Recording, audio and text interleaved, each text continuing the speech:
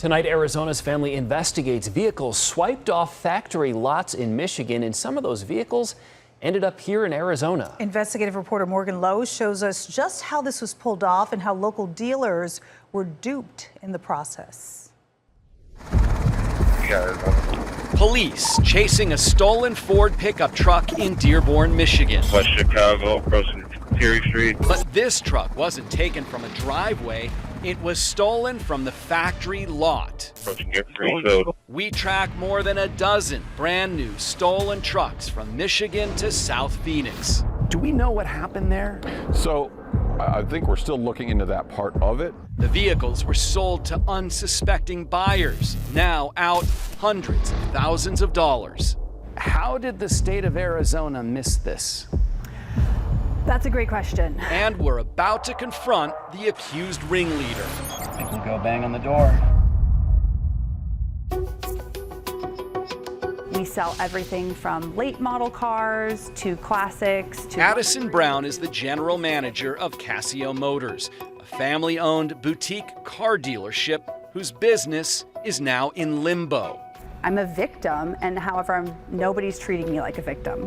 I feel like a criminal. The trouble started late last year. Over the course of about 60 days, we bought 4 Ford F-150s from individuals with clear title, valid driver's licenses, clean Carfax reports, everything checked out. 2 days before Christmas, Phoenix police showed up with a search warrant. And all of a sudden there's, badges and guns running through the front door looking for stolen Ford F-150s.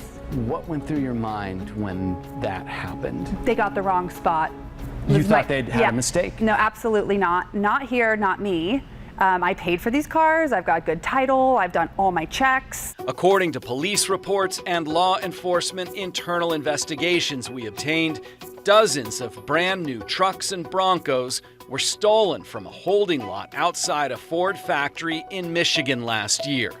Ford did not report them stolen for weeks. A few of those vehicles were recovered in Michigan, like the one police were chasing in this video.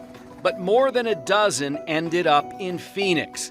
Thieves attached blank, stolen titles from Georgia to those vehicles, re-registered them here in Arizona, getting new, clean titles, then sold them to unsuspecting buyers, individuals and dealers like AutoNation and Addison Brown's Casio Motors. How much did they cost you? About $65,000 a car. That's a big investment. Yes. It sounds like this should have been stopped before the cars even got to you. 100%. This is certainly a unique situation. Bill Lamoureux is a spokesperson for the Arizona Department of Transportation's Motor Vehicle Division. How did these vehicles get retitled with clean titles here in Arizona? So unfortunately, the vehicles were not noticed missing or stolen in Michigan until they actually were titled here in Arizona. He says the problem is Ford waited so long to report the vehicles stolen. If they were reported stolen prior to that, the system would not have allowed those to be titled here. So far, Valley police agencies have confiscated 24 F-150s, Dodge, Chevys, and at least 1 Ford Bronco. At this point, they have not made any arrests, and they've not identified anybody they believe is behind the scheme. But this lawsuit, filed by one of the title companies involved in the case, identifies the ringleader as a man named Donald Eugene Reed III.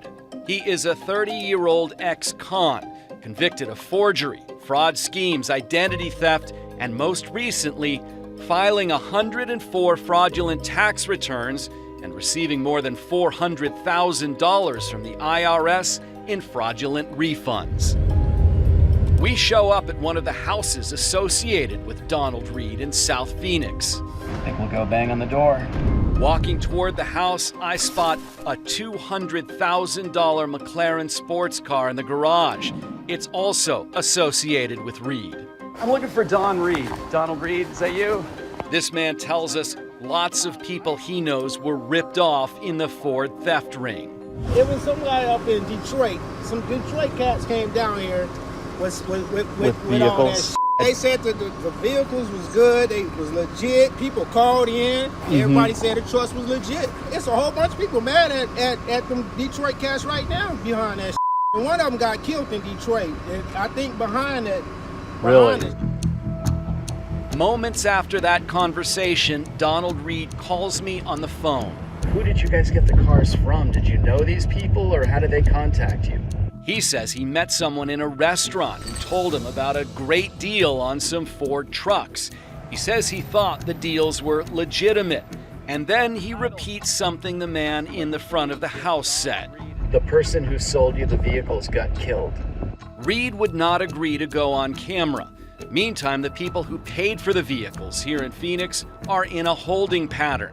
Police have the trucks, and the victims are out tens of thousands of dollars. It's not just the $300,000. It's all the other damage. Because we have sold stolen cars, we are considered uninsurable. Casio filed a notice of claim against the Department of Transportation, stating ADOT was grossly negligent in preventing fraudulent activities with respect to the transfer of the vehicle titles. And Addison Brown says Phoenix police are treating her like a criminal instead of a victim. We have been threatened to be arrested. It's very disheartening. There's days I wake up and I'm going, what am I doing? How do I fight this? I don't know who to go to.